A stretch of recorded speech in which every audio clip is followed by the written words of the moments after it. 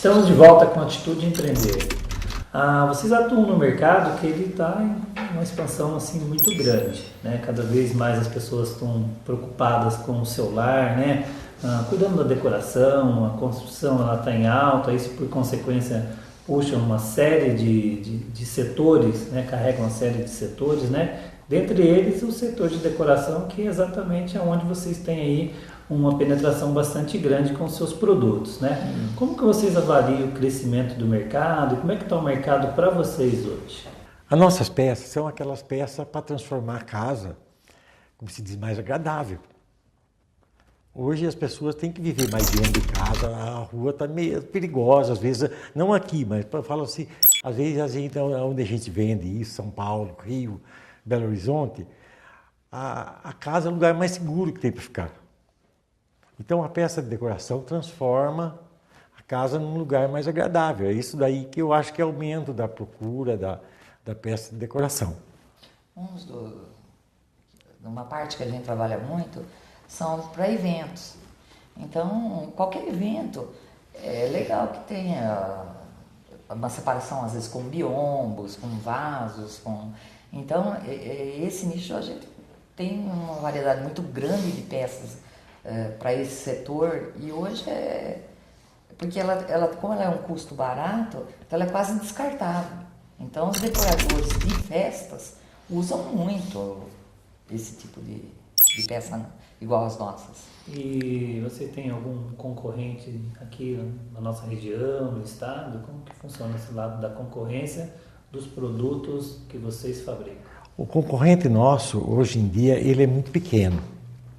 Ainda é aquele concorrente de fundo de quintal, que são pequenas fábricas de fundo de quintal, nenhuma como a nossa, que tem uma empresa que participa de exposições, né? Então é aquele fabricante de fundo de quintal ainda. Que talvez ele não chega a atrapalhar, mas como às vezes os funcionários não recebem, nem são registrados, não tem todo...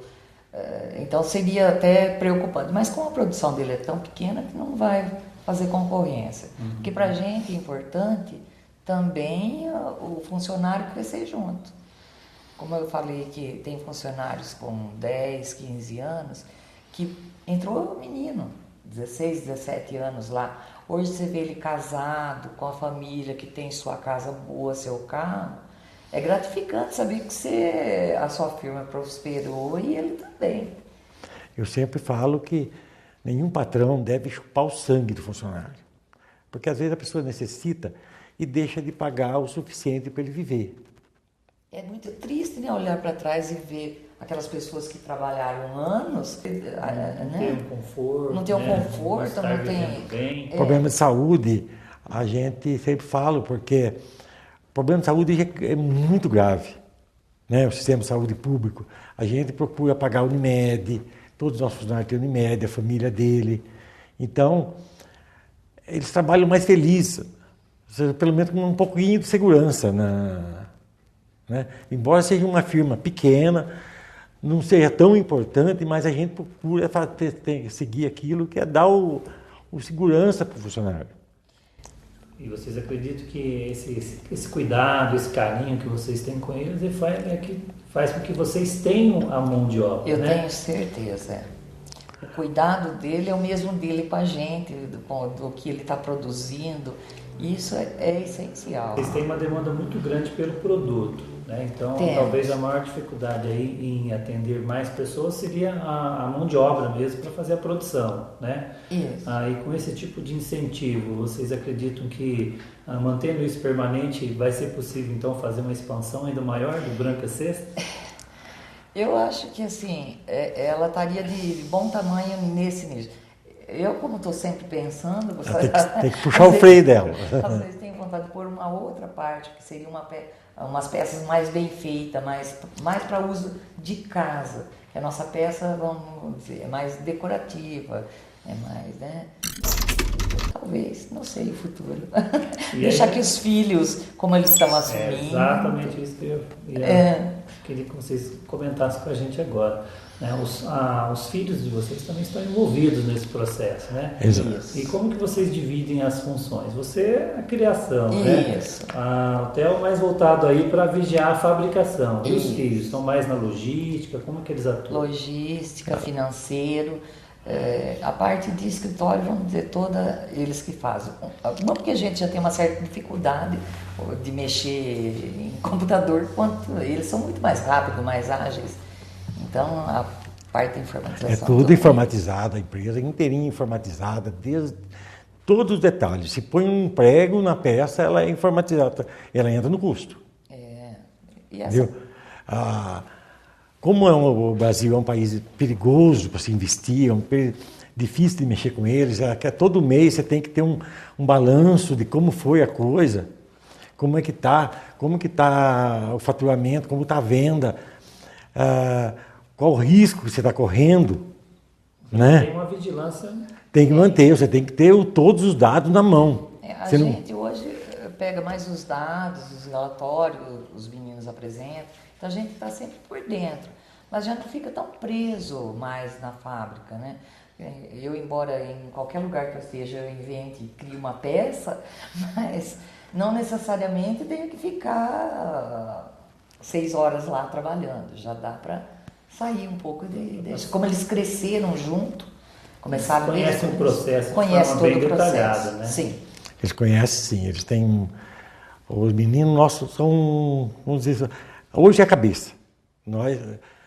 Eles, vamos supor, não conseguem tocar, mas sem eles não. Não, já temos... Eles são muito importantes na fábrica, eles são muito importantes, eles administram a parte que a gente não tem mais o dom para aquilo.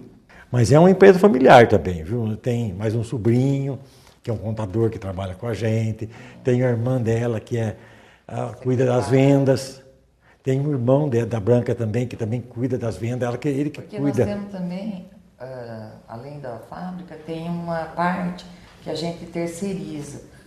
Então, a gente compra matéria-prima, como eu compro de caminhão, eu vendo pelo mesmo preço e formou alguns núcleos produtores das peças. Eles só vendem para mim. Então, eles pegam a matéria-prima pelo preço que eu pago, em quantidade menor, né, para produzir um pouquinho menos.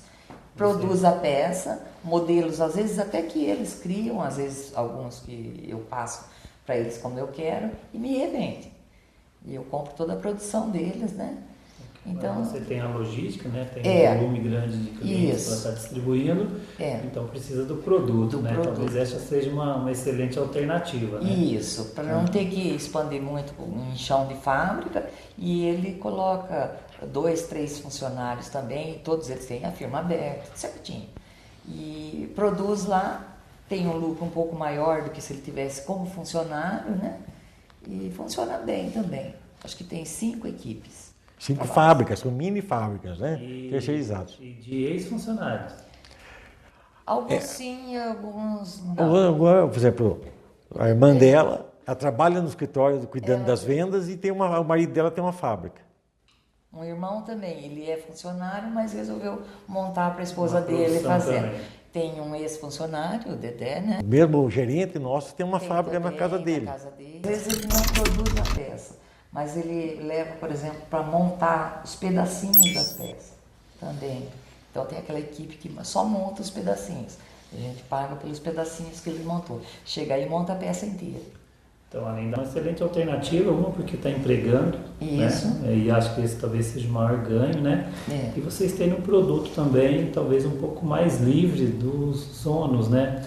Voltados para a área trabalhista e tudo também, mais. Né? E agrega valor mais para eles também do que se ele tivesse como funcionário só. Como ele trabalha, passa a ser ainda além, né? Porque ele também trabalha mais horas, se ele quiser, dentro da fábrica dele, não tem aquele horário só de funcionário, né? Nossos funcionários, como diz, a gente sempre pega o primeiro emprego. Nosso funcionário entra como o primeiro emprego, porque a gente contrata ele com 16 anos, normalmente. 16, 17 anos, ele entra lá. Aí nós vamos ensinar eles a trabalhar. Só que aí depois eles vão ficando ruim, porque o ideal seria nessa faixa, né? Mas vai se tornando amigo e ficando.